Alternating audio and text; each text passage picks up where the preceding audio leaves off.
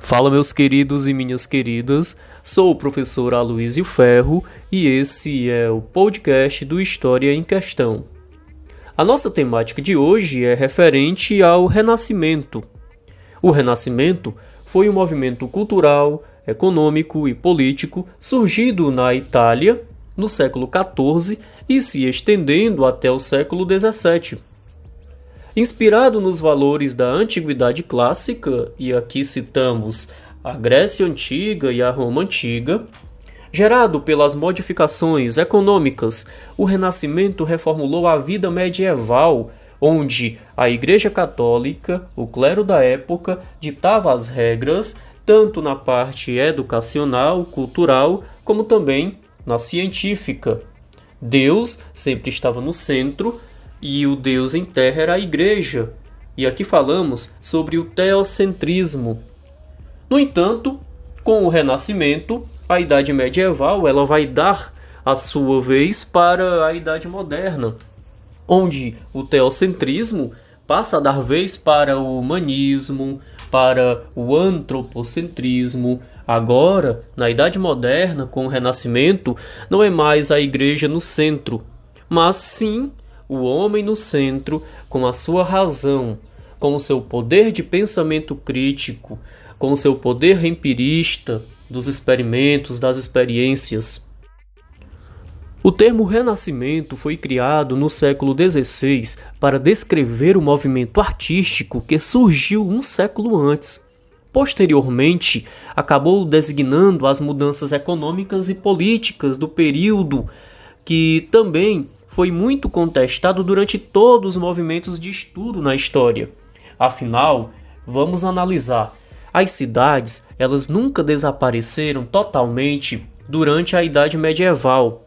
Os povos não deixaram de comercializar entre si, tanto é que durante o medievo existia sim feiras, comércio. Porém, o uso da moeda era bem menor. Os pesos eram menores, já que durante a Idade Medieval prevaleceu o sistema feudal. E dentro do sistema feudal, o que importava mais do que a moeda era sim a terra. Houve sim uma diminuição de atividades durante a Idade Média, porém ela não foi extinta. Observamos que lá na Península Itálica, várias cidades como Veneza, Gênova, Florença, Roma, dentre outras, se beneficiaram com o comércio com o Oriente. Essas regiões ficaram ricas e desenvolveram seu comércio no mar Mediterrâneo, dando origem a uma rica burguesia mercantil, que chamaremos também de mecenas. A fim de se afirmarem socialmente, esses comerciantes passaram a patrocinar artistas e escritores que inauguraram uma nova forma de arte.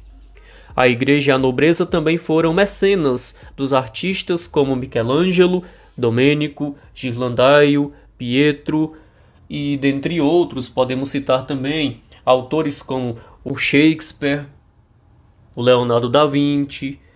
Essa galera toda faz parte desse arcabouço de artistas, de engenheiros, de produtores, de escritores do Renascimento. A cultura renascentista ela pode ser destacada com alguns pontos. O racionalismo, a razão era o único caminho para se chegar ao conhecimento e que tudo podia ser explicado pela razão e pela ciência. E aqui eu abro um parêntese para explicar que durante a Idade Medieval, o racionalismo era suprimido, ou seja, era substituído pelo poder da igreja. O que a igreja dizia era o correto. A razão não poderia ser utilizada pelos fiéis.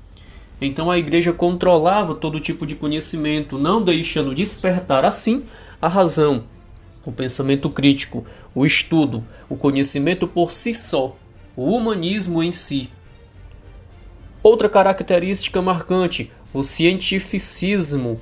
Para eles, renascentistas, todo conhecimento deveria ser demonstrado através da experiência científica.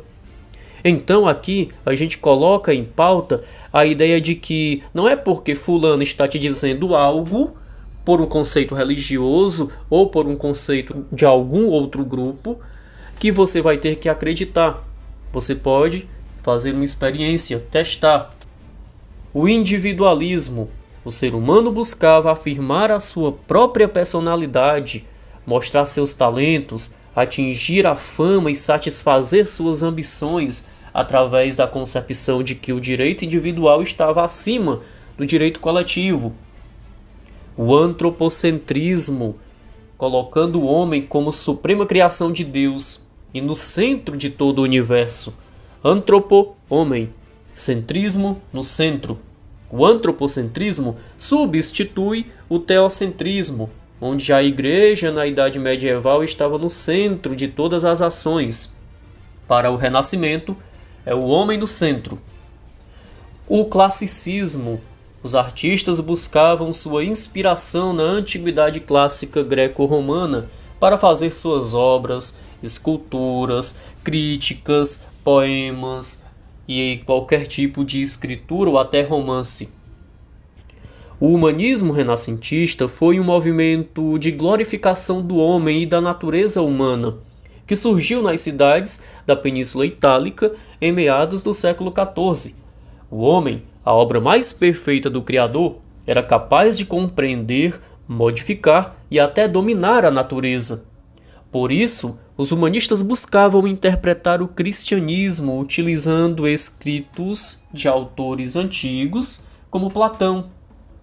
A religião não perdeu sua importância, veja bem, mas foi questionada e daí surgiram novas correntes cristãs como o protestantismo, que é um assunto posterior, onde vocês irão entender quem foi Martim Lutero e a sua importância para a mudança dos dogmas do cristianismo.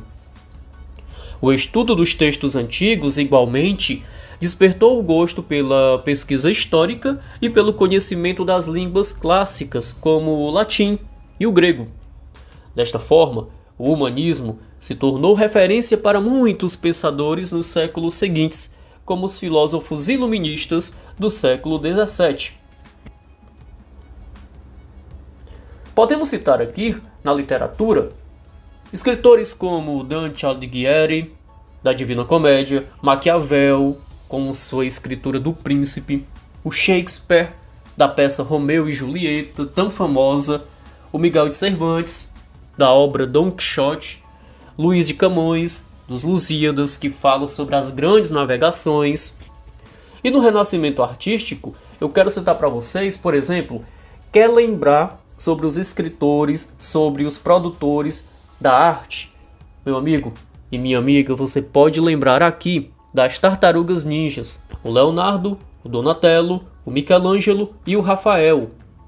E aqui nós temos o Leonardo da Vinci, matemático, físico, anatomista, inventor, arquiteto, escultor, pintor, dentre outras grandes.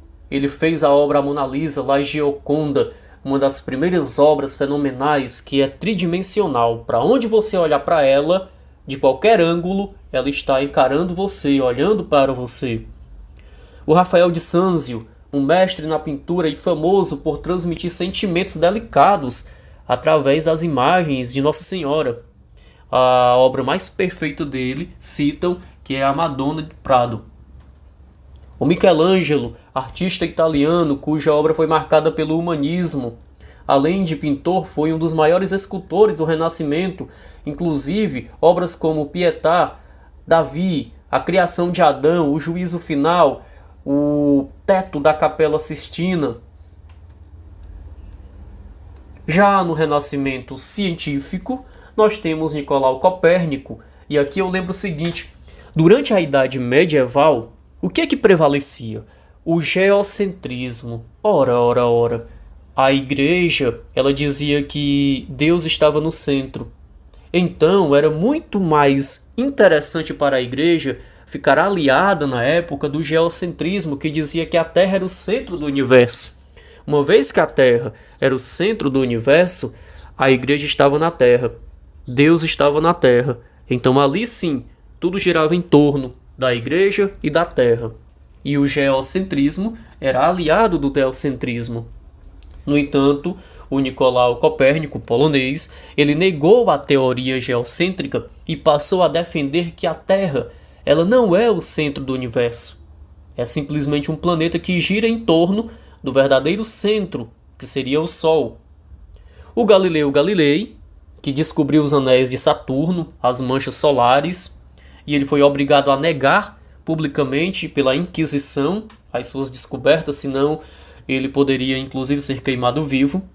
E na medicina, conhecimentos como a da circulação sanguínea, métodos para cauterização, para curagem, enfim.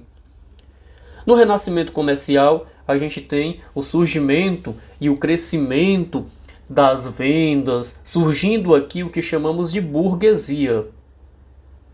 Então, finalizamos aqui o nosso podcast. Espero que todos tenham compreendido. Se sentirem dúvidas, vocês podem estar retornando todo o áudio. Então, fiquem com Deus. Que Deus abençoe cada um de vocês e seus lares.